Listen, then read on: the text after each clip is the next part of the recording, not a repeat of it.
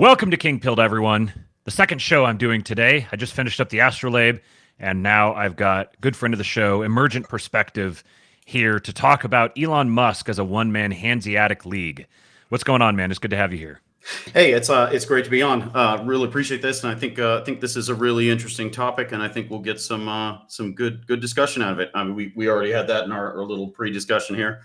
Yeah. This is very interesting take that you had the other night or the other day when I was on Meta Prime stream talking about the PayPal mafia, the tech elite, and building a civilization, assuming we don't have one.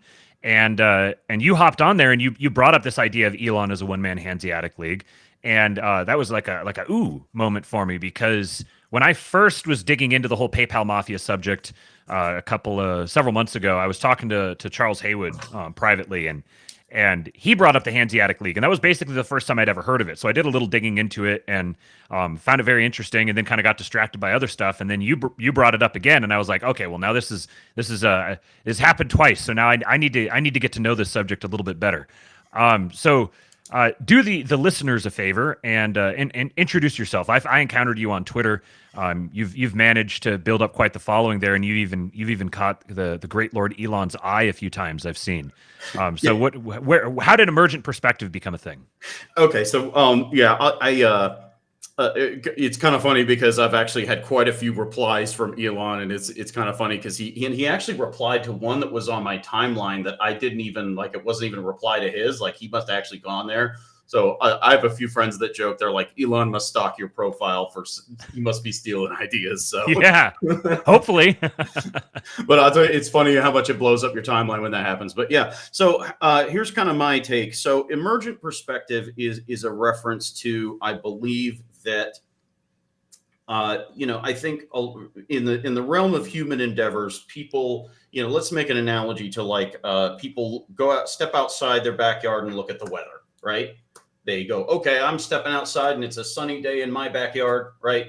And people think, oh, well, it's a sunny day in my backyard. It must be like that everywhere. But someone over on the West Coast, there's a tidal wave hitting the Golden Gate Bridge, and they're going, whoa, this is a crisis, right? Someone on the East Coast or in Florida is getting hit by a hurricane, and so people have totally different perspectives. But a lot of people overestimate how much their personal, individual backyard perspective applies to the wider world. And I think in studying and evaluating different perspectives of different people at different scales, at different times and places, there are incredibly valuable insights and trends that you can spot only between perspectives, not within a single one of them. So that's kind of my approach to life, the world, philosophy, putting together a lot of ideas and concepts and looking at it from many different angles to glean insights. So sort of like creating a meta perspective, like the perspective of all the perspectives. Yeah, kind of both. And it's a little bit aligned with what Homath has a thing called levels, right? And he climbs up the different levels of how wide and how widely you can think and see issues. And it's very similar to his approach, even though he and I never met before seeing that. But here's a little of my personal history. So I'm a longstanding kind of semi contrarian, dissident, libertarian. I was involved back in the day in Ron Paul's 2008, 2012 campaigns. I was very early into crypto and decentralization. I've grown up and traveled in many different countries. I grew up in Japan, South Korea, England, Germany. So I have a little bit more of it, and that was something that, for me growing up, just learning how differently people in different countries and parts of the world really view things, right? They really do view reality in a different way, right? So I was very early crypto to decentralization. I did some early work there, writing under a different name.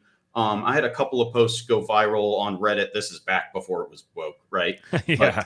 But I actually got the opportunity to meet a lot of very OG crypto founders back in the day. So I've been kind of a semi lurker in that space, and I pop in and contribute, and I keep in touch with a lot of folks in that space. So I think there's a lot of commonality there. And so much of this, I think, has kind of grown out of similar thought alignment in both dissident politics and founders and innovators who are think outside the box, right?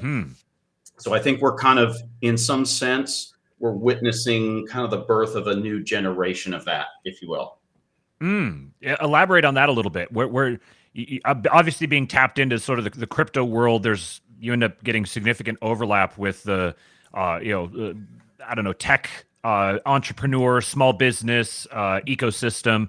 I've been tapped into that world quite a bit, and then they get a lot of overlap into Silicon Valley. So you sort of have a bunch of different adjacent interests that all seem to be forming a similar response to a particular set of incentives. Is that what you've been noticing? Oh, sure. And you end up really curiously, really loved about crypto, and just put crypto itself, the technology aside for a second.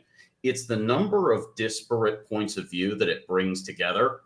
I've met, lawyers, I've met engineers, I've met entrepreneurs, innovators, politicians, and I've never quite seen the melting pot of ideas and thinkers in come together in that space quite like you do around that. And of course there's the scammers and whatnot that do that stuff, and that's negatively impacted the reputation, but there is still that core of thinkers, right? Why do you think that is? Why do you think that it brings together so many disparate points of view that way? Well, I think there's kind of a very old answer to that. Mm-hmm. Are you familiar with the origin story of Freemasonry? Somewhat, yeah. Explain. So, the Freemasonry came about because in the medieval days, you had, most labor was simple, right? You were the town blacksmith, you were the town tailor, you either born of noble birth and you had leadership as your role, or you were like a blacksmith, you were a tailor, you were, something relatively unskilled, right? And what happened in the Middle Ages, and this was all across Europe disparately, was eventually what came into play was something called stonemasonry, right? Mm-hmm. Which is, okay, you have to be able to build castles, to build bridges, to build structures. You have to be able to build stone arches, right? And to build a stone arch, you need to understand math. You need to understand geometry. You need to understand precise construction techniques. You need to be able to draft and build. There's a skill set there that cannot be easily transferred. You couldn't grab a peasant off the street and teach them that in 5 minutes, right? In many cases, it required a lifetime of study. So what happened is, if you were the town blacksmith, you were a vassal of your lord, right? You had to do whatever the lord said. But stonemasonry was one of the first professions that required enough of a skill set that their skills were in demand to where there were not enough stonemasons to go around. The labor was in too short of a supply. And so what happened is, and of course at the time you were living kind of in the dark ages, and you had the Catholic Church was monopolizing the word of God through, it could only be taught in Latin, right? And so it came about at the same time as the Protestant Reformation, where at the time the Catholic Church would call geometry and math and some of these things, they called them occult practices, right? So to learn the art of stonemasonry and to learn math, we think right? Doesn't this sound familiar to our current moment in history, where we have an establishment that is calling math and geometry? Yeah. They're calling math and geometry occult practices that must be banned. 2 + 2 = 5, right? So what happened is stonemasons became Freemasons because they had to form an underground guild. They had to pick a basement, a tavern, somewhere secret to meet, to learn their craft, to apply their craft, to do all of this, because they could be arrested for doing it in public, right? Or for teaching it to others. So because they coalesced around these guild halls and their skills were in demand, eventually the lords of the realm, because they needed their castles, their bridges, their walls built, they sided with the Freemasons and said, you know what, we're going to protect you from the church because we need our stuff built, right? And so the term Freemason comes from they were the first profession to be granted freedom because they had economic opportunity and skill that was irreplaceable, right? That's very interesting, because also if you're there's all the different industries or different domains that it touches on. One that you didn't mention that I thought of was also logistics, like being able to to be a successful stonemason and to build these massive projects required some measure of like polymathy. You had to be an expert in a bunch of different domains, which I see you're comparing crypto to this now, because the people that are really into crypto wind up by default having to become basically experts in finance, cryptography, global markets, trade. You end up it employs a whole bunch of different things that you have to be a specialist in.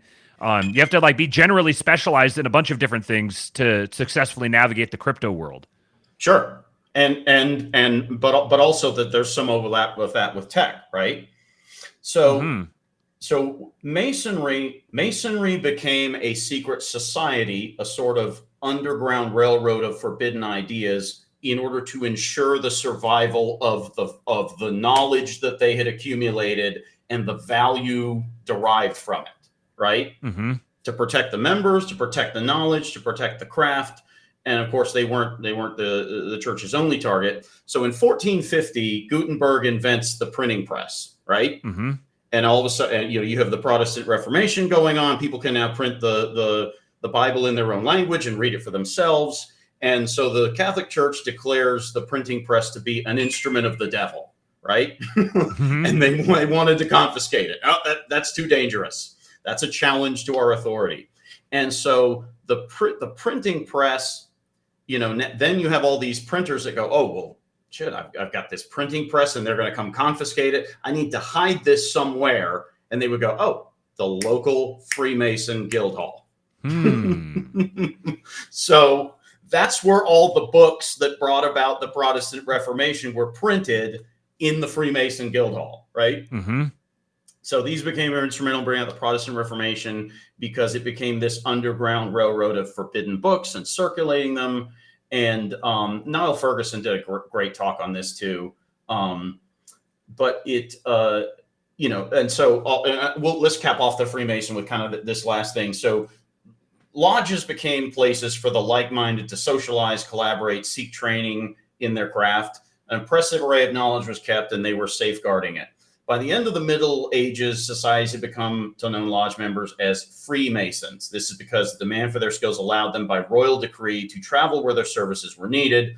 Other professions were still considered vassals, and were not free to come and go as they pleased. But you were a Freemason because you're valuable enough to be free.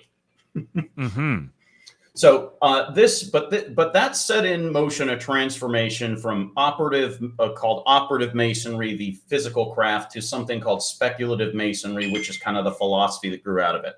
So at one point they founded an organization called the United Grand Lodge of England in 1717, which still exists to this day.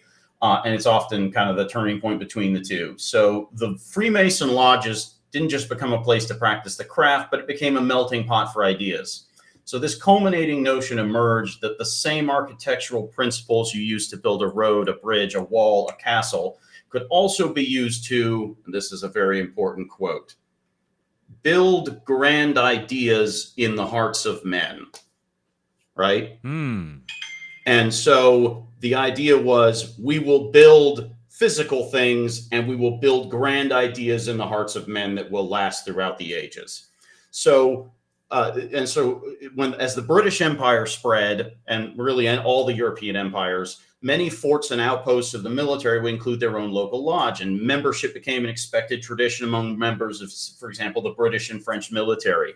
It served a similar social role to that of a gentleman's club, place to meet off duty, discuss politics, philosophy, intellectual. But members of the lodge met and voted as equals, regardless of their rank or nobility in the outside world.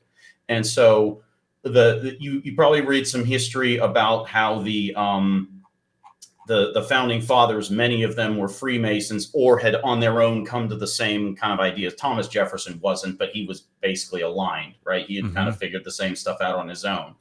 So the American Revolution was in a lot of ways the culmination of these ideas over hundreds of years coalescing into, we'll have, a constitution based on these old principles, right?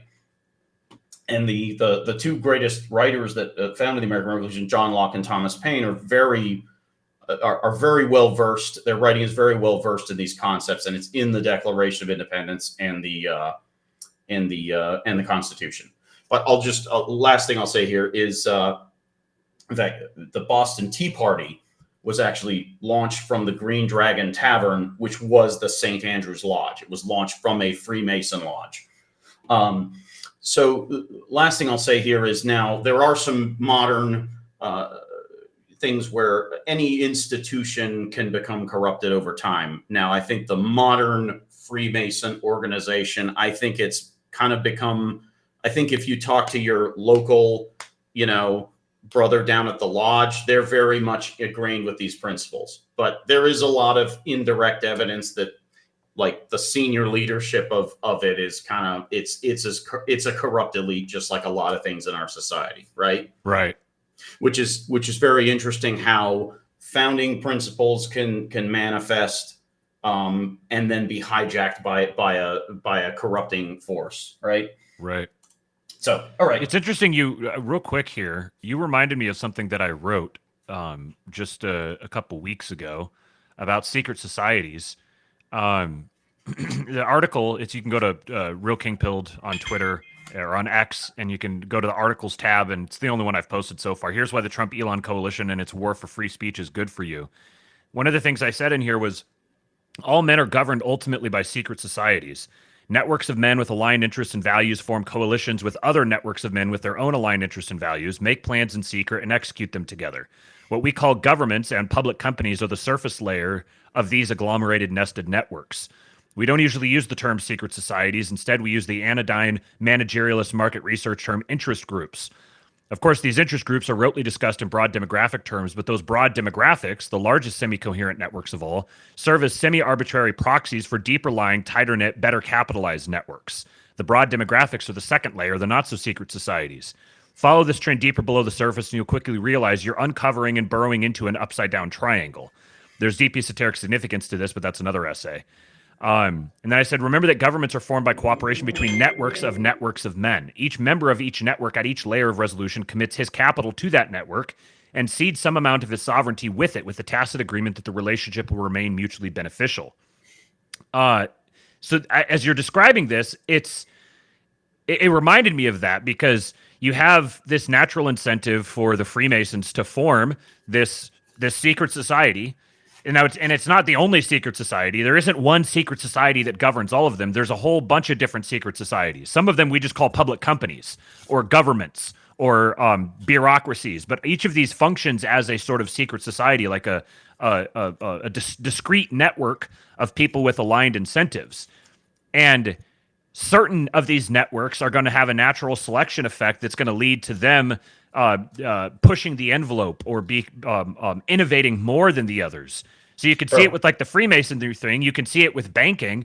And now it seems that tech, and maybe I'm getting ahead of the story here a little bit, but it seems that tech, broadly speaking, the way we think of the tech industry now, it has these particular characteristics that lend it toward becoming one of the most influential secret societies, if we want to speak to it that way. Sure, and if you study a lot of history on a long enough time scale, you will find that there are often rises and falls of these things. And actually, I think a really good concept, what I was saying earlier, is one of my favorite books that's very underrated. People talk about the fourth turning, weak men, great hard times. That one's very discussed, but I think a very under-discussed one is a book called The Law of Civilization and Decay by Brooks Adams.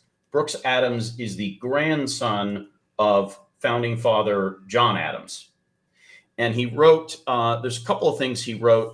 I think one of the most important ones is he wrote that every society is founded on instruments. An instrument is something that is built and it serves a purpose. It gathers energy. It builds positive things. And then he says every instrument decays into an institution, right? once it's there, it takes more skill for a founder to build something than it takes for a managerial bureaucrat to just maintain it, right? Maintain it and collect the rents. So he says every instrument becomes an institution, and over time, you find this in all institutions and all of these networks that rise and fall over the ages, right? And another key example, he says, so governments over the long period of history, they derive their power and their influence over four monopolies, and he called them knowledge, force, land, and currency. And the third one, land, we could just generalize that to property, because originally it really was just land, but now property comes in intellectual property, there's virtual property, right? There's many other forms of it. And people tend to only think of the second one, force, as being where governments get their power from, right? But in reality, modern governments do not like to use force. It's the least efficient of them. They would much rather, we talk about fifth generation warfare, they would much rather use the first monopoly, knowledge. They would much rather just propagandize you into doing what they want and giving up your money and your resources and all of those things. That's much easier, much preferable to using force. Force really is the last resort. So what I think is applicable about this is that institutions can rise and fall in power and gain and lose influence on the basis of those four monopolies, not only the second one, force, because people over discuss that in historical and political discussions, right? And the Freemasons really proved that in the 1600s. How did they overturn so many of the existing power structures? Just spreading knowledge, right? Yeah, because if you have a monopoly on knowledge, then you don't need force. If you have a monopoly on it, that means other people don't, which means you have the edge that you can use, that you can act to preclude the necessity of needing to use force. If you have a monopoly over property, then it kind of precludes needing force because nobody else has the property. The property is enforced by the force, but you don't need to employ the force if you already have the monopoly over the property. And then a currency is an obvious one. So force is like the Schmittian exception. Like that's the one that seems to stand out from the other three. Yes. In fact, you could say modern governments and elites really want to shy away from using force unless it's like their last resort. If they think their survival is threatened, which is, you look at what's going on with Ukraine and Putin and all of that escalation, you can point to that and say, you could point to that as evidence that they really must feel like they are under a critical enough threat to take those kinds of risks. Right? Yeah, and they've actively undermined their monopoly on knowledge through their censorship, their pursuits of censorship. Because if you're censoring other people, you're depriving yourself of the knowledge of the things they're no longer saying because you're censoring them. Sure. And what I would tack onto that is of course there's the narrative control, right? Because part of knowledge is the narrative. It's not just the facts. It's, you can look at one set of facts and say, this is all these here's these economic indicators. Well, those are clear evidence that Trump is going to be better. The same person could go, no. Those are all indicators that Kamala is going to do better. Right. So it's not just the knowledge, but the narrative. And I think what you could say from that is, I think the 20th century was an era of very centralized control of that first monopoly, the knowledge and the narrative.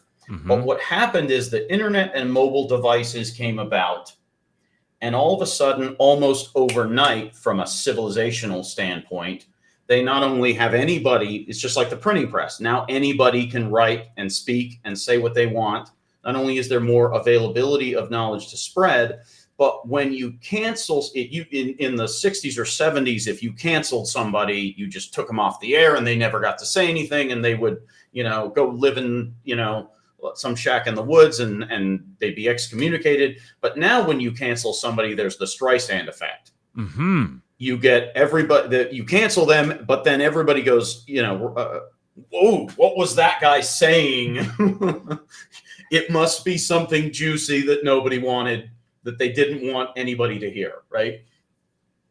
So, yeah, I think that's anyway. I think that's a very important foundational concept. But why don't we move on to the actual league itself? Yeah.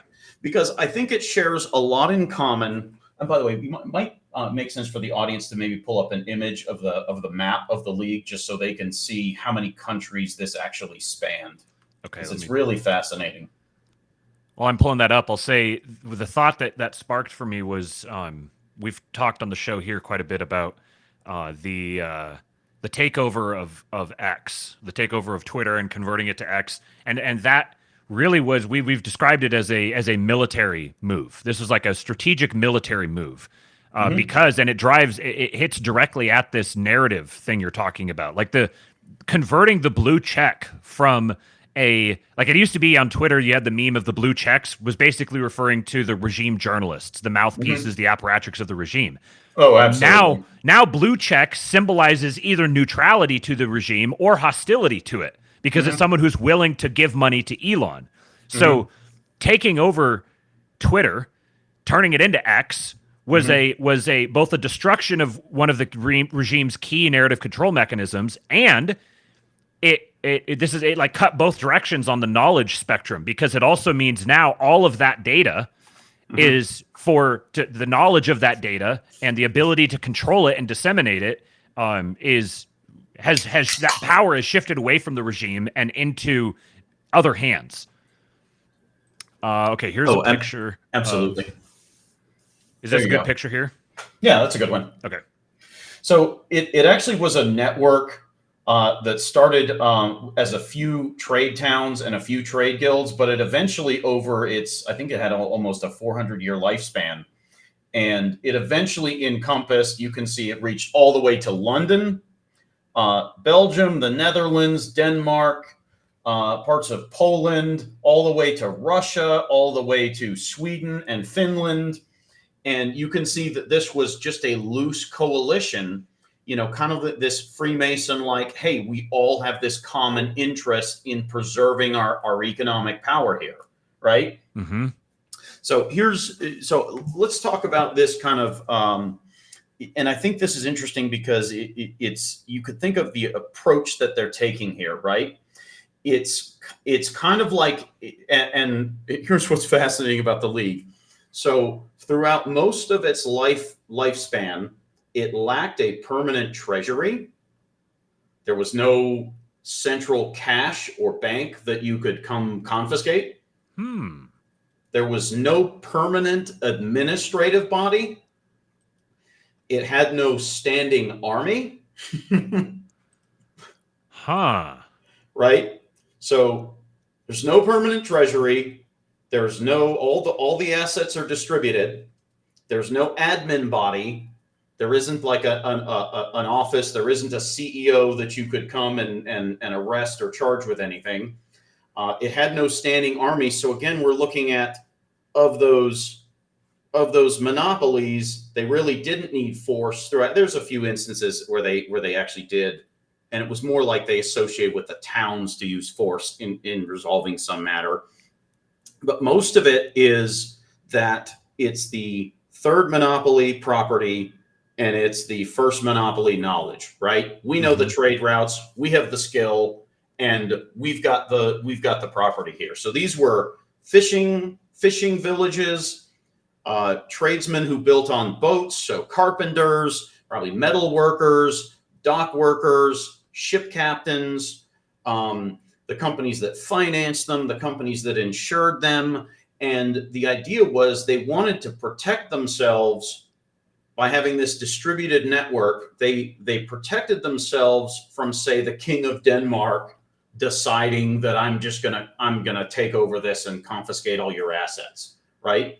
Because if the network is distributed, they could always they could deny service to one particular port or client or customer, or simply say, okay, well, Your Majesty, King of Denmark, if you're going to try and shut down our trade routes, or if you're not going to buy our goods, then we can just close down these ports and you can spend the winter not having any supplies, right? And eventually, you see these scenes out of like Game of Thrones where the peasants are rising up in King's Landing, right? Mm-hmm. And so eventually the nobles in that country would be like, look, Your Majesty, we need to not be shutting down the trade ports and right. The material blockade and the lack of expertise would cause even the nobles in those countries to put pressure on the king. And of course, many of them were eventually members, right? Because if they saw this decentralized league win, then they'd go, well, why don't I join that? Why don't I join my business with that?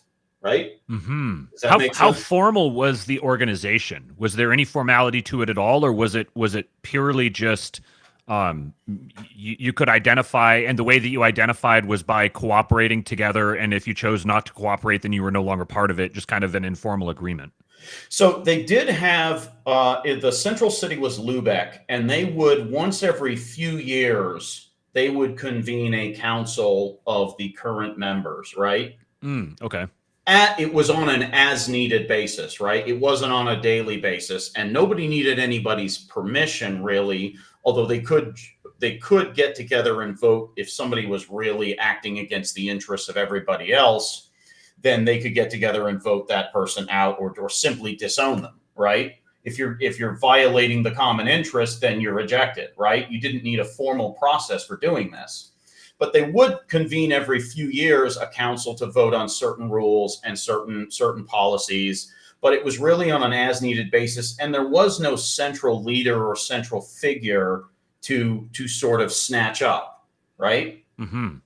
So this gets me. Here's a kind of a short. Let's make this a short side topic, but I think decentralization is key. Not having a single place where everybody can be rounded up and forced into compliance, right? And it reminded me of Rod Beckstrom, who was a former Department of Homeland Security cybersecurity guy who became very big into decentralization and crypto. I actually got to meet him at a conference a few years ago. He wrote a book called The Starfish and the Spider, contrasting centralized organizations like corporations with decentralized organizations like Hanseatic League being a key example. But one of the most interesting examples he had in that book that I thought was fascinating was he talked about the Comanches and the Apaches, right? Because when the U.S.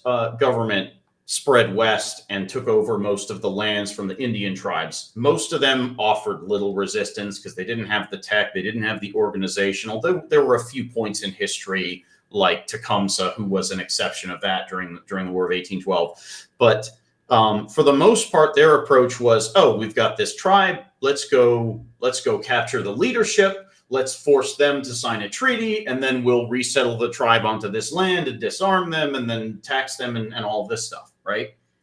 But the two tribes that gave them the most trouble were the Comanches and the Apaches. And the Apaches were almost impossible because they had a very decentralized leadership structure, right? And it comes back to the concept of, we think of leadership as, okay, we appoint a CEO, we have a hierarchy, he appoints corporate officers, we appoint middle management. In the Apache culture, there was no such concept as the concept of a permanent leader, right? To them, leadership was a combination of two very simple factors. The first one is, who do I trust, right? So they would, if they needed to solve a problem as a tribe or do something, they would say, okay, well, who do I trust? Who's got 10 years of experience? Who do we know the best that can do this? If they're organizing a hunting expedition, they'd say, well, who's got the most experience, right? And it was a combination of that, and then whose expertise or experience is most applicable to the task at hand. right? There was no such thing as we've got a commanding officer who's in charge no matter what the problem is. So if the Apaches arranged a hunting expedition, they would say, let's gather these 15 hunters together. These 3 or 4 guys have the most experience, so they will take lead. But then they would say, oh, well, we're going to go through the mountains. What man knows these mountains the best? And they'd say, oh, they would have the man who knows the mountains the best would lead the tribe through the mountains. The man who knows the valley the best would lead the tribe through the valley. The man who knew the river the best would lead the tribe back along the river, right? So leadership to them was not, there's a permanent guy in charge. It's who's most applicable at the current moment. And the moment the current situation changed, leadership would shift and change, right? So the U.S. cavalry, they would raid the Apaches and they would say, okay, well, we're raiding these guys. This guy appears to be the leader. We'll capture that guy and we'll drag him back to the fort and make him sign a treaty, and nothing. The Apaches would just put some other guy in charge. It's kind of like a lizard that just drops its tail when you grab it. Exactly, right?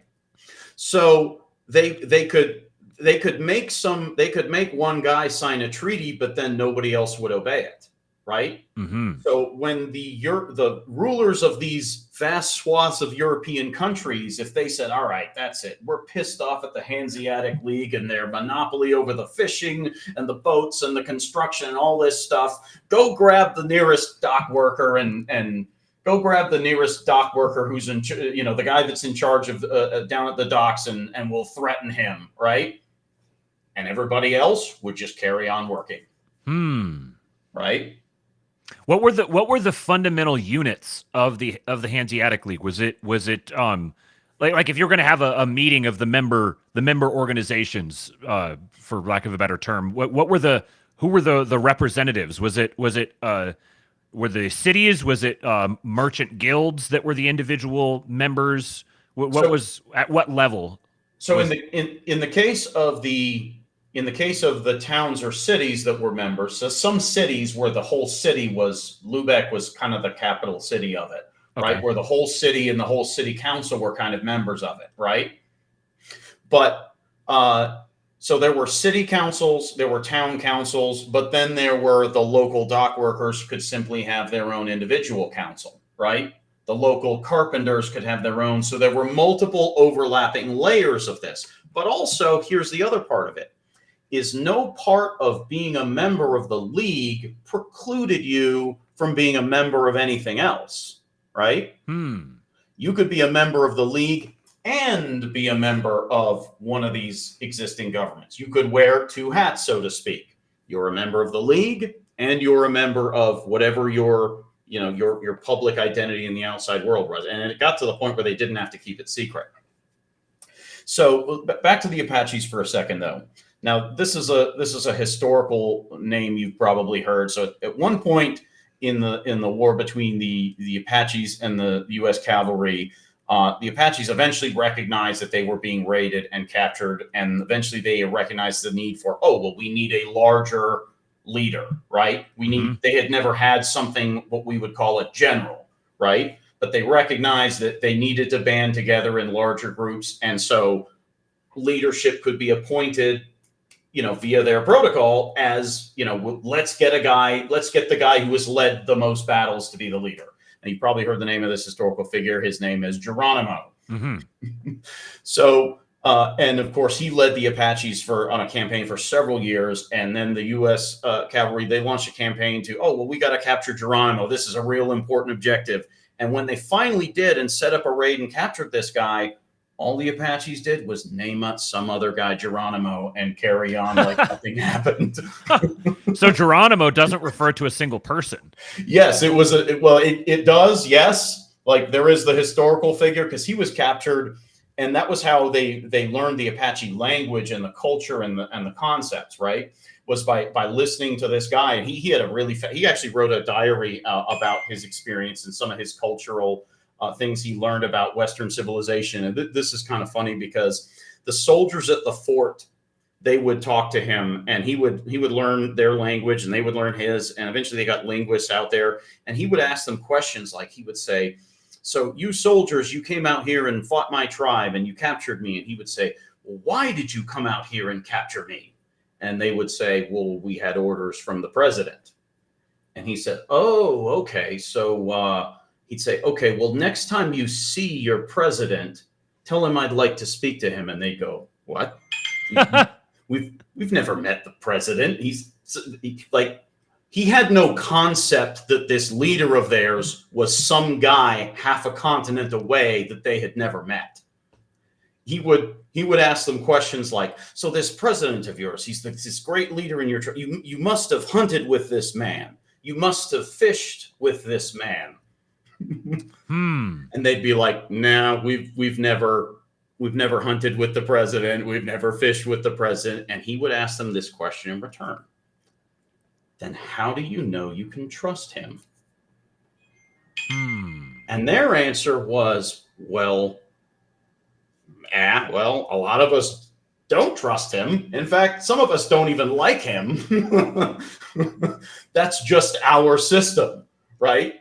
So, and then he would ask, okay, well, so this president of yours, so he sent you soldiers out here to fight, so he must be the greatest warrior in your tribe. And they were like, no. He's not the greatest warrior in the tribe. Well, then he must, he'd say, well, then he must know these deserts better than any other man. No, our president has never been out to the desert. He's not a warrior. He doesn't know any of this stuff. And so to Geronimo, this was very dumbfounding that how does this great civilization have this leader half a continent away that they don't like, they don't trust. He's not a good leader. He doesn't know anything about the task at hand. And yet these people, right?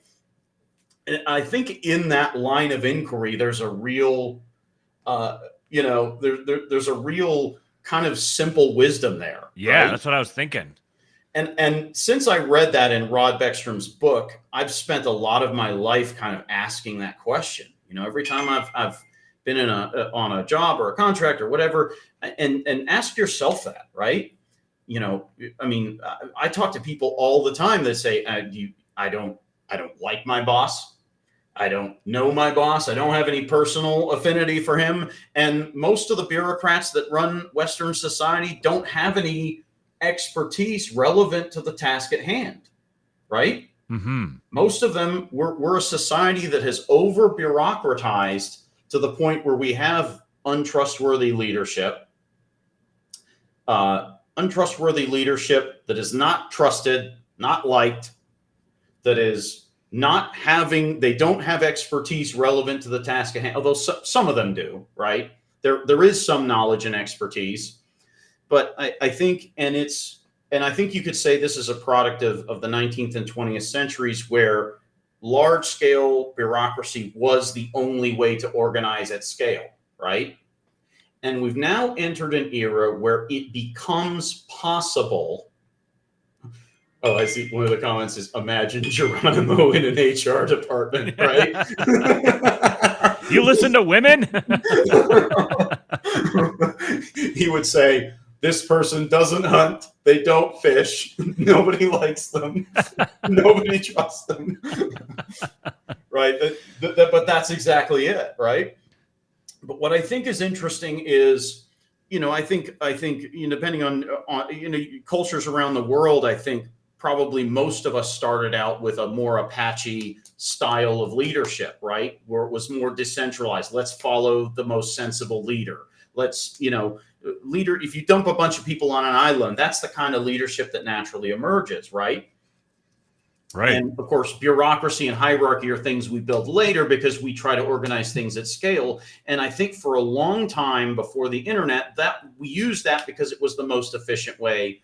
But now we have this possibility of kind of civilizationally upending that, at least a little bit, right? Now, I don't think bureaucracy and hierarchy will entirely go away because I think there are still some things that you need bureaucracy. A little bit of bureaucracy is good. In small doses, it makes sense, right? But I think you have this, what we've unwittingly done is we've kind of stumbled back into an age where we all are kind of, I mean, and by the way, the modern version of the Apache Geronimo style leadership, we call it LFG, right? Think of anyone that has played an online game, a first person shooter, an MMO. What do? You go, you organize like the Apaches, right? You go, okay, we need these 5 roles. You know, if you're running, like, we need a tank, we need a healer, we need DPS, you know, right, in a game. Or in a first person shooter, you go, okay, I need someone to lead, I need a guy to play sniper, I need a guy to play medic, right? So we actually are sitting upon an entire generation of young men that has spent a majority of their lives embracing Apache style leadership and learning the failures and drawbacks of too much hierarchy, too much bureaucracy, too much lack of trust, right? Yeah, it's really interesting what allowed the Apaches to function in a. It's like you can have. Let me think how to put this. So you centralize because you're trying to make your actions more efficient. You're trying to unify and operate at a larger scale. Sure.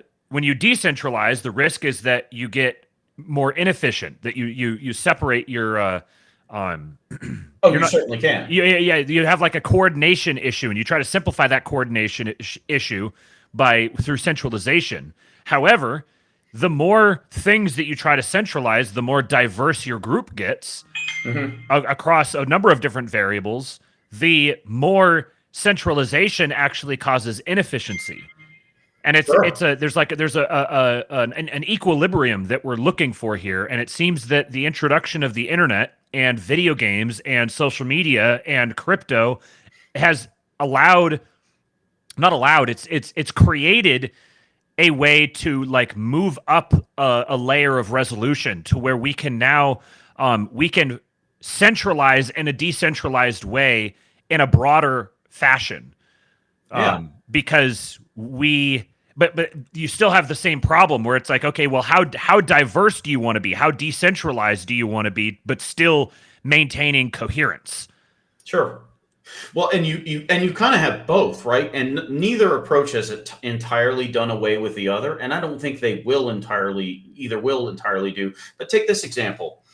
You know, one of my favorite examples from something like Reddit is, have you ever heard of a thing called RBI? It's Reddit Bureau of Investigation.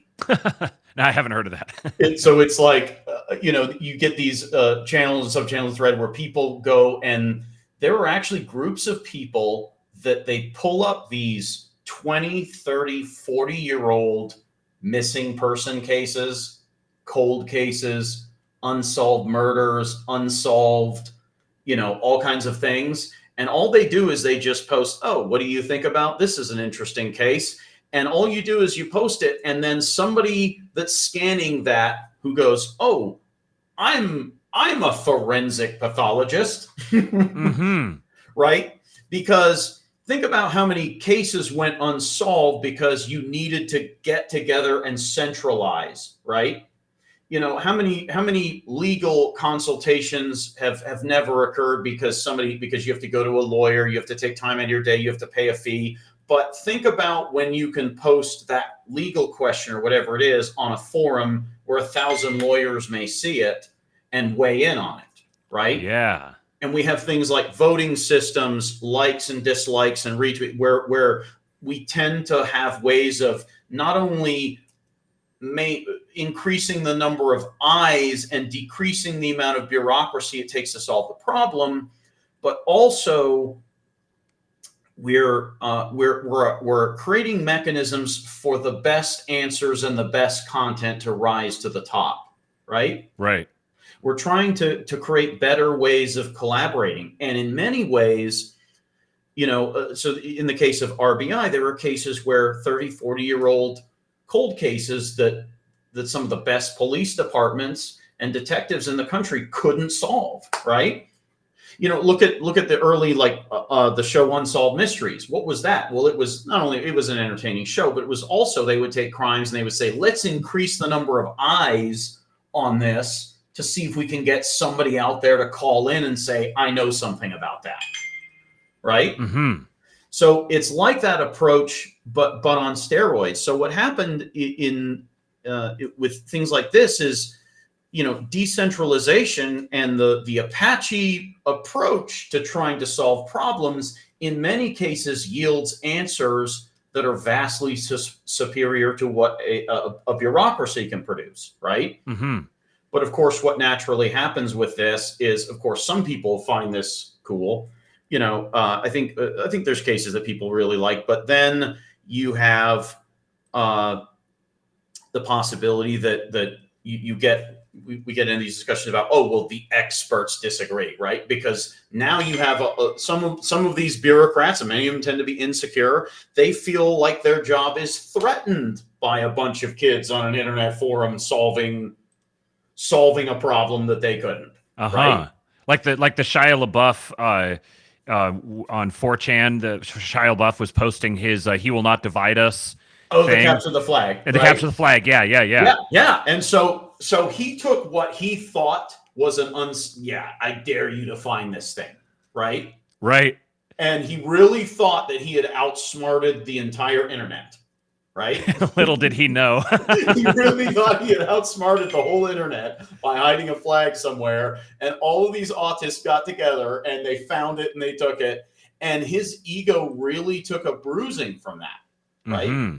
And I think a lot of the conflict we see in society now is kind of this from, you see these bureaucrats, you see these big corporations who get very angry in some cases that they've been shown up, right? Mm-hmm. And of course, there is misinformation and disinformation that does exist, but I think a lot of times they use that as a way of saying, oh, well, it's just like the Catholic Church. Math and geometry is an occult practice, right? Mm-hmm. Right. So we have reached a point where we kind of have this assembling of the decentralized knowledge base. I think we have put together some things that have the potential to challenge some of these traditional structures. And I think we are really starting to see the conflict and the pushback, right? Mm-hmm. And I think in the case of Elon is, his companies are both centralized and decentralized. Obviously, it is many cases it's a traditional brick and mortar, but many cases his companies are distributed across different countries. He's also got different political and economic interests aligned there, but he also has a portfolio similar to the Hanseatic League, right? Because if the Hanseatic League was just one fishing boat, right? Well, the kingdoms of Europe can do without that one fishing boat. They're not going to go bankrupt. But if the league has all the fishing boat captains, or maybe not even all, let's say 70% of the fishing boat captains find it within their interest to join the league, right? Mm-hmm. And that then there's a bit of power in that you can say, well, if one of these countries or kingdoms wants to play ball, if Denmark wants to play ball and Norway doesn't, then you can shift some of that. Well, we'll shift some of our economic activity to your competitor, right? Mm-hmm. And so the power comes from, now there's your base layer. You go from one fishing boat to 60 or 70% of the fishing boats, but then you go, oh, the dock workers look at that and they go, well, why wouldn't we get in on that, right? If the fishing boats and the fishing boat captains can get in on that, then why can't the dock workers get in on that? And then the craftsmen who work on the boats and the docks go, hey, that's a good arrangement. Let's get in on that, right? Right. And then you have the supply and logistics companies that have heard about, they go, well, why wouldn't we get in on that, right? So there is this aligned incentive that can come together, right? Might be emergent, you might say. It There you go. And what's interesting is we've reached a point where, some of these things I explain to people, like LFG, right? Mm-hmm. It's both valuable to go through the story of the Apaches, but it's also valuable to simply say LFG, and people realize, holy crap, I've been doing that my whole life. I just never thought of it as that, right? So I think there's really nothing new under the sun. Freemasonry and that concept is nothing new. The Hanseatic League is nothing new. Trade and craft guilds challenging economic power is nothing new. Freedom of speech and overturning old ideas is nothing new. We've simply come together with a lot of these things in a new form at a very interesting historical moment. Do you think it would be accurate to say that the Hanseatic League was like perhaps the initial foray into the development of a quote unquote European identity versus, I mean, it's still very early on. And even now, I think that trying to identify what European even means, Sure. creating a single identity that encompasses all the different demographics in Europe is pretty difficult. Not in the same way that like there is a clear American identity that supersedes all the different local state level identities in a way that is distinct from Europe. That there isn't as coherent of a European identity that accumulates all the different countries in Europe as there is with an American identity. But do you think that the Hanseatic League was because it's kind of got this is before the rise of the nation state per se, but it's kind of got a bit of a transnational dynamic to it. Oh yeah, and I think it absolutely could have played a role in some of that and in some cross-cultural exchange, right? But also, I think culture develops in many different layers, right? Mm-hmm. And obviously, people have your local traditions, but then you have regional traditions. And my time growing up and traveling to Japan is a fascinating case study in this, right? Japan has so many layers of local tradition, regional tradition, national tradition. And the Japanese have this fascinating practice of, last time I went to Japan, I went to both I went to the tomb of the Tokugawa shogun who unified the country at the end of their medieval period in the 1600s. His name was Lord Tokugawa Ieyasu. So I went to that shrine, and I also visited the shrine of Emperor Meiji, who was the one who conducted the Meiji Restoration in I believe it was the 1860s, the mid 19th century. And he kind of reformed Japan into this modern nation, right? So these were two men who kind of bookended. One man conquered their country and unified it at the end of their medieval period, and the other man reformed it into a modern nation in result to a lot of these outside forces. Right. And so, but what happened at each of these periods is, the other one I visited was actually, I believe it's 1,500-year-old Shinto shrine on the island of Enoshima. Right. So the Japanese have things that have been around for 1,500 years that people have kept up, these very old traditions. And what they do is every time their country enters a new era or a new period, they don't tear down the statues. They don't cancel culture themselves, right? Mm-hmm. They take the old things and they preserve them, and then they layer new things on top of it, right? They put the old things kind of away in a very carefully curated place, and then they enter the new era. In downtown Tokyo, I was walking, and you can literally walk right past a brand new Samsung smartphone store that has the newest Samsung smartphones in it, maybe even some stuff you can't even get here yet, right? And right next to it is an 800-year-old Shinto shrine with some sacred artifacts that were once part of the landlord's house, whose noble house was in that area, right? And you're like, this thing is right next to that thing, right? Right. Ancient technology alongside modern technology. Right. Westerners, we have this sort of weird thing that we do, that the new thing arrives and we feel like we have to tear down the old thing immediately, and that our process of doing the new thing isn't complete until we've torn down the old thing, right?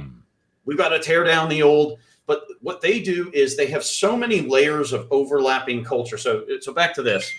I think what you probably have here in the Hanseatic League is you have you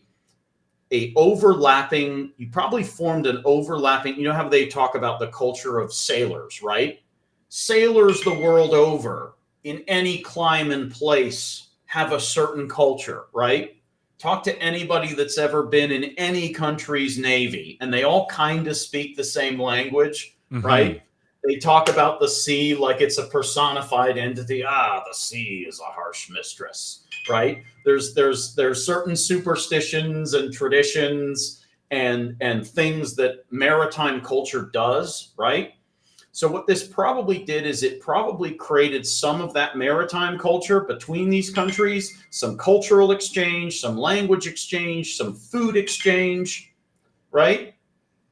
A lot of these things that globalists claim they want, and there's the good of globalism, right?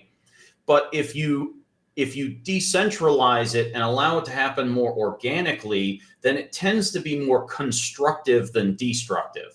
Does that make sense? Yeah. And I think what you probably saw here is a formation of a new layer of European culture and coalescing with an older layer of culture. I wrote something a while back that kind of talks about this. Let's see if I can pull this up real quick.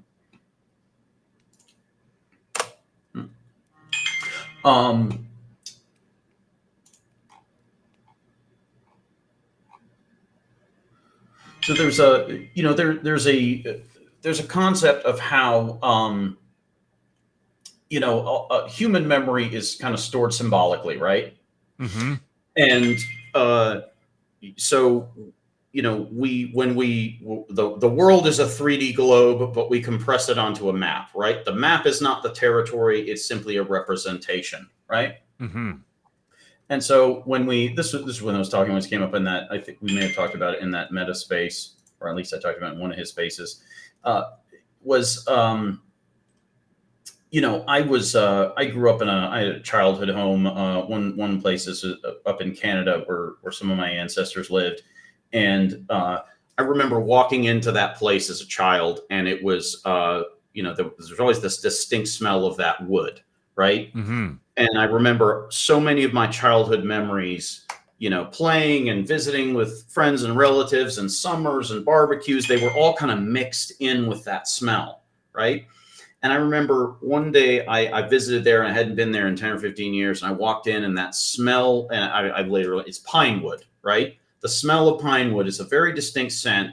And as I smelled that for the first time in 15 years, I got this flood of memories coming back to me, right? And there was a scientist, Max Wertheimer, who did a study, and it showed that memory is symbolic, and there's a relationship between how music is played and how it's remembered, right? So musician can take a melody, transpose it into another key, play it two octaves higher on a different instrument, and yet the listener hears the same melody. Two songs are played in the physical world, but only one is remembered in ours. The symbolic nature of memory ties the new song back to the original. So modern studies with brain scans have confirmed this even more precisely. Both melodies are perceived the same way, and they both trigger the recall of associations. So when we say a song takes us back to high school, it actually does, because your memories of high school are intertwined with your memories of that song, right?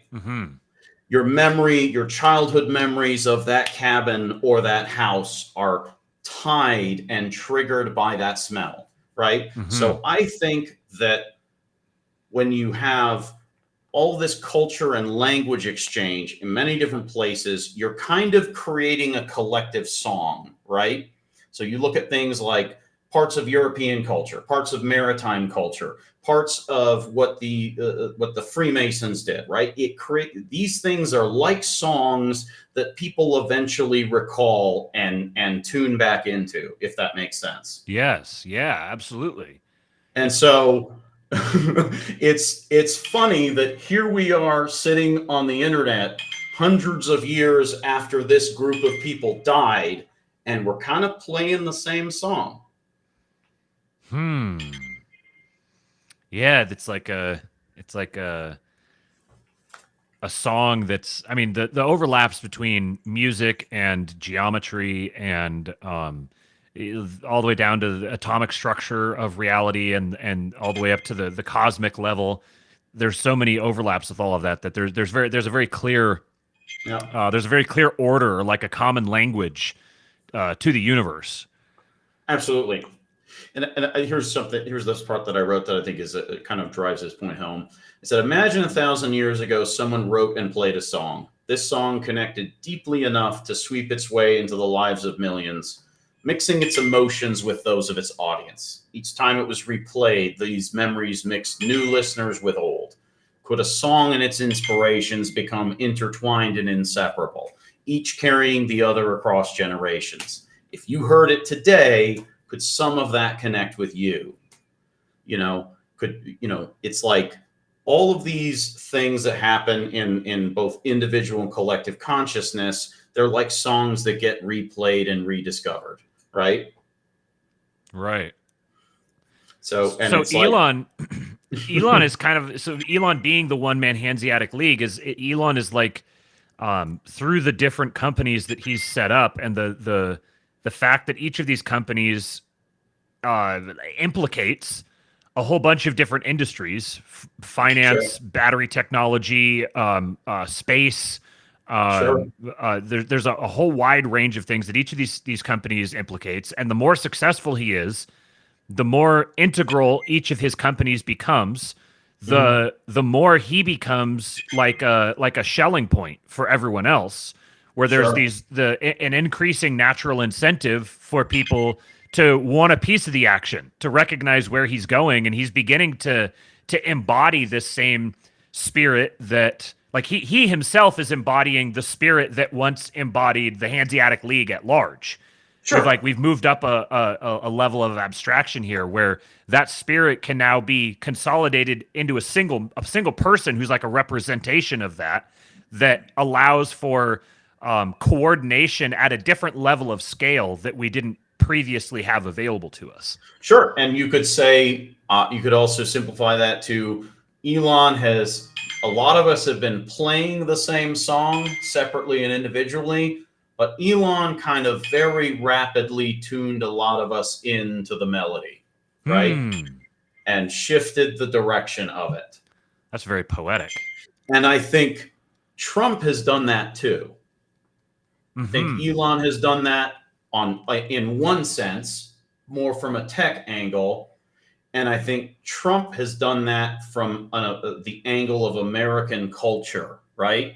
Let me go to my post real quick on so that Palmer Luckey post about great man derangement syndrome, right? Where the left will only accept great men if they're on their side, right? So I wrote a quick post on this on the great man derangement syndrome.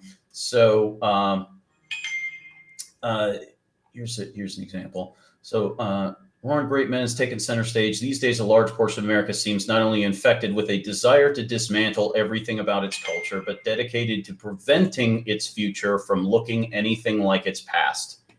The truth about this lies beneath the surface. I encountered the essence of the problem in a discussion I had last year. I went to a trip in Japan. On that trip, I had a conversation with, I don't know if you've ever heard the song Chocolate Rain.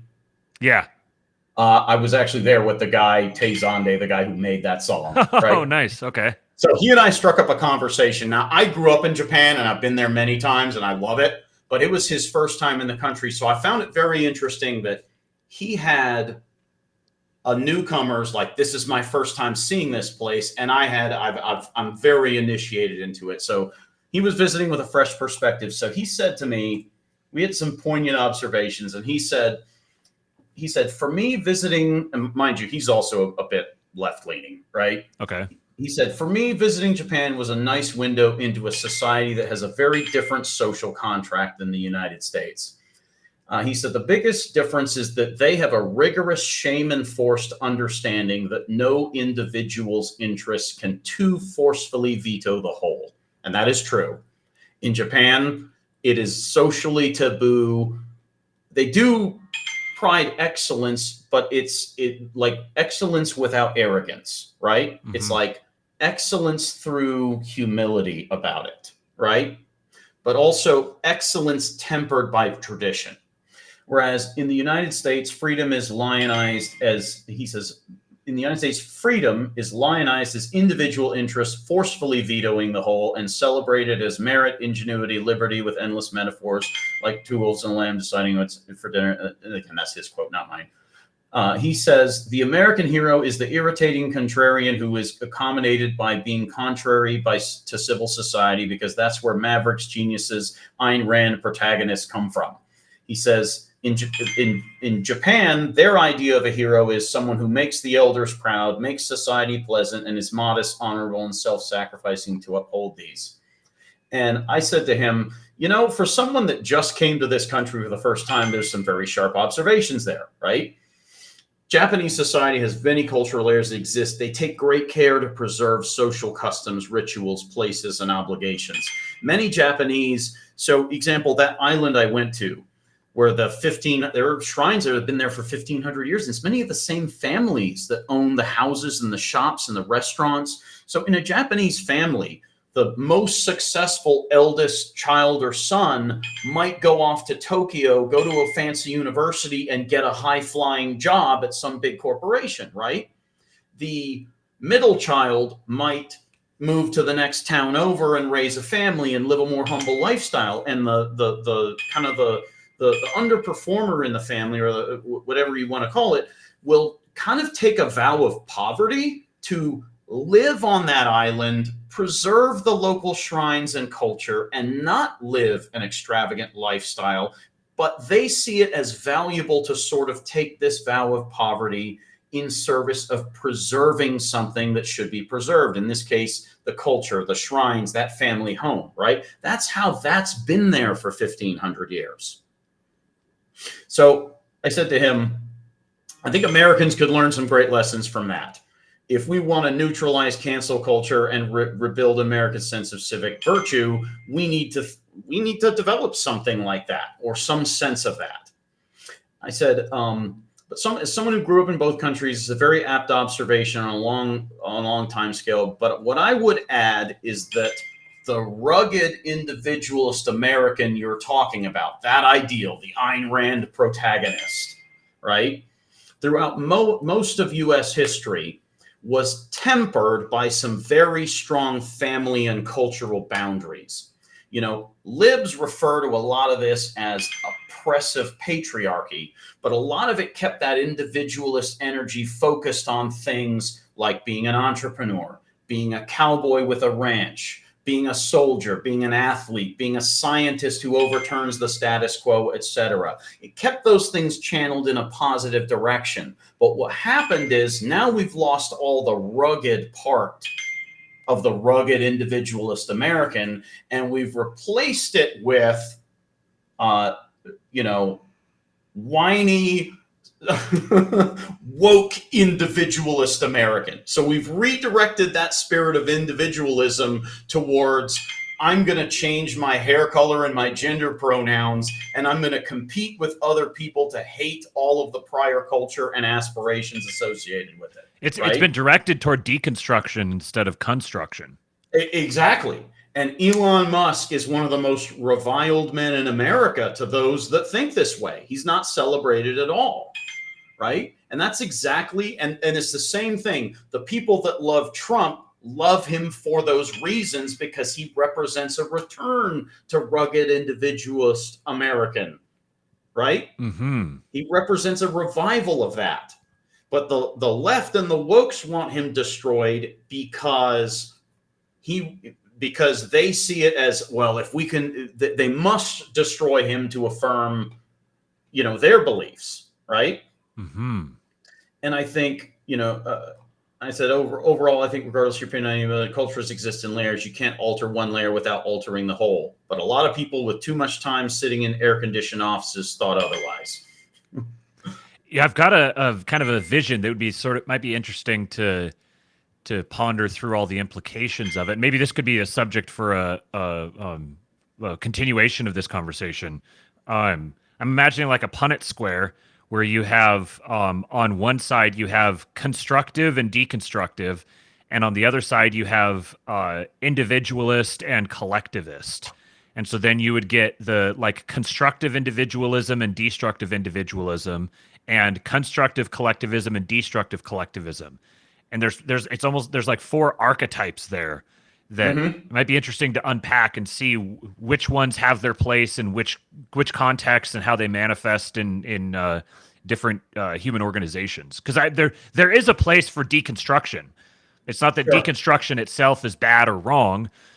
There's a time for deconstruction. In a sense, Elon and Trump both represent a they're constructing through deconstruction. They're Sure. they're deconstructing the old, not old, but the established way of doing things, like the established way of being a decent politician. Trump is completely deconstructing that. That's why people see him as like a hand grenade tossed into the china shop. Oh, sure. And And and and to give you another example of that, so in go back to Japanese history for a second. So Tokugawa Ieyasu founded the shogunate in the 1600s that ended their medieval period, unified the country, and then his descendants ruled Japan for 15 generations unchallenged, right? And you've seen like movies like The Last Samurai, right? This right. was the conquest of that era. But what happened over that 250-year period was the samurai went from being the most fearsome warriors the world has ever known to they slowly became these useless, kind of decadent bureaucrats prancing around in armor and swords that they hadn't swung at anybody in 250 years, right? Mm-hmm. So you fast forward to the end of that period, the end of the. So what happened there was the Japanese capital was originally in Kyoto, but when Tokugawa Ieyasu founded his shogunate, he moved the capital to a city on the coast called Edo. So that became known as the Edo period. They still had the emperor in Kyoto as the symbolic authority, right? But they moved the actual government to Edo, the city along the coast that was more practical for ruling the country. That happened for 15 generations until what happened was the Meiji Restoration. So that's Emperor Meiji. And what happened there was they had become decadent and Japan was very backwards. And then a rapid series of events happened where Commodore Matthew Perry showed up and forced the Japanese shogun at the time to bend the knee and sign this incredibly unfair trade agreement that screwed over the Japanese merchant and artisan classes, right? So they forced them to sign this treaty that said foreign ships can come trade in Japanese ports and they'll charge you a 30% tariff, but you can't charge them any tariff in return, right? So he bent the knee, this man that was supposed to be strong, he bent the knee to a foreign power. He screwed over his own artisans and merchants. He wouldn't hear any of his clan lords, any of their complaints about this. And then amidst all this, these foreign gunboats like French and Dutch, they would come into these ports and they had several incidents like the Tsushima incident where they opened fire on these Japanese ports and their sailors would come in drunk and rape and attack. And they were told they couldn't do anything about it, right? So you're pissing off your constituents. You're not listening to their complaints. So the Japanese formed this movement called the Sonojoy, which means expel the barbarians. Huh. Sound familiar? Ha ha ha. Right? Auslander Rouse. We're getting sick of letting these foreigners come in and run roughshod over us physically, economically, et cetera, et cetera. So what happens is eventually the shogunate was the real government, but the emperor was the symbolic government. So all these discontented Japanese lords started convening around the emperor and saying, well, the shogun will not hear our complaints, but your majesty, will you at least hear us out, right? And so they began to realize we're not alone in our discontent. And so the emperor gave his blessing to two of these clans in Western Japan to go ahead and you may fight back against the foreigners with my blessing, right? Mm-hmm. So, and then what happens is the shogun gets, well, you're challenging my authority. And on paper, the emperor is his boss, but in actuality, he's got the real authority, right? So there was a couple of battles. Two of the clans that actually hated each other, Satsuma and Choshu, formed an alliance for mutual defense, and they started buying modern weapons from foreigners, right? And the shogun, his forces are still lances and pikes and horses, right? So they start to modernize. The shogun comes out and fights them, and he sends a small expeditionary force that basically gets crushed. And there it kind of builds into a full-on rebellion. And it culminates in a battle outside of Kyoto and Osaka Castle, where they defeated this small expeditionary force that the shogun had sent. And the emperor declared the restoration of the throne, and he declared the rebel forces his new imperial army, right? And instantly, almost overnight, 60% of the country, which was discontent and sitting on the sidelines, switches sides and joins the rebels. So they end up putting him back on the throne, but he institutes all these reforms. He says, okay, we've got to modernize. We've got to come into the modern era. We've got to culturally reform. We've got to put away some of these old things. He abolished the samurai as a class, right? We've got to put some old things away. Now, we didn't totally get rid of it because that's still revered in Japan to this day, but it got put away in museums and we're not like taking it seriously, right? Mm-hmm. But he also opened up economic freedom, cultural reforms. So all of these name any Japanese company you'd recognize today: Samsung, Toshiba, Sony. All of these companies, which were banned, a lot of private enterprise, it was not state sanctioned, was banned under the shogunate, but the emperor just brought all those things back, right? And you had this horrendous era of new innovation, right? Because suddenly all these people that wanted to build and do great stuff, and a lot of these became intergenerational dynasties. During the Tokugawa period, the playing cards were outlawed. You were not allowed to play cards, right? You couldn't play spades. But they re-outlawed that, and a company called Nintendo made the first playing cards. I'm sure you've heard of this company, right? Interesting. So in the mid-1800s, playing Nintendo meant playing newly unoutlawed playing cards. So he culturally reformed. If you go to the shrine in Japan, you'll see that he was the first. He adopted the Western business suit. He said, we're not putting away all our Japanese culture, but we're going to modernize. We will wear business suits. We will eat with knives and forks. We will eat Western food. We will drink Western whiskey. We will build tall buildings, right? This is, he kind of culturally guided them from one era and putting away the things they needed to put away as a culture and embracing the new things they needed to come into the modern era. And I feel like in some ways, we're really at a turning point that's a lot like this. No kidding. I see a lot of parallels there, and this is probably a good point to leave off. I got to get running here because I got a couple of calls. Okay, but this awesome. is, I think we've got at least another episode talking about this because I've never heard any of this, and the parallels here are stunning, and I think it gives us a really good insight into the sorts of trends we could probably expect to see, and may even be able to play some role in formalizing ourselves over the next couple of decades. Oh, absolutely. Let the people know where they can find you. If you have any last thoughts to leave us off on, let the people know where they can find you, and we'll get out of here. Okay, yeah, my X profile is @_emergent_. You can go there, and then I have a link tree that has all my other links. I've got a few other things. I've got a Substack, which I'm actually reworking some of my older articles that I wrote about 10, 14 years ago and repurposing those. And surprisingly, all of them have kind of held up. They've stood the test of time, right? I just read you excerpts from two of them here.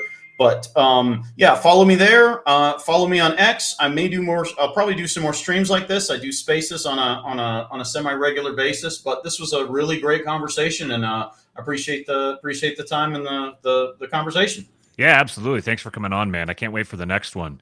Yeah, absolutely. I would love to do this again. We'll be I'll be dropping this one out to Gen Pop here next week, and so if you're listening to this after the fact, either on public YouTube stream or on any of the podcasting networks, then do me a favor and hit the like button, subscribe, leave us a 5-star rating and review on your podcatcher of choice. And then you can join the KingPilled Discord at kingpilled.com. That's one of the best ways to support us. We're actually going to be doing the Schizo stream here tonight. So if you want to be a part of any future Schizo stream in there, then that's the place to go, kingpilled.com. And let's see, anything else? Oh, and if you want to be, I'm going to start doing more streams like this, interviews with different fascinating thinkers like Emergent Perspective here. If you want to join in on those, then you can become a channel member on YouTube. It's only $5 a month. You can become an esteemed member of the KingPilled, and then you can actually participate in the live chat and get these early before everyone else. Well, I guess a word of the wise, to become a channel member, YouTube makes it just about as hard as possible. You can't do it from a cell phone. I guess you have to go to a PC, and then you'll have the join option there. So that's how you can become a member, and you can get these episodes before everyone else. So that's all I got for now. I will be back tomorrow. For those of you who are watching live right now, I'll be back tomorrow morning for the Astrolabe. And then keep a lookout. Go follow Emergent, and keep a lookout for our future conversations. Go subscribe to his Substack and follow him on Twitter. And we will develop some more of these ideas here in the future. So thank you all for listening, and I'll catch you guys later. Hey, thanks to the audience.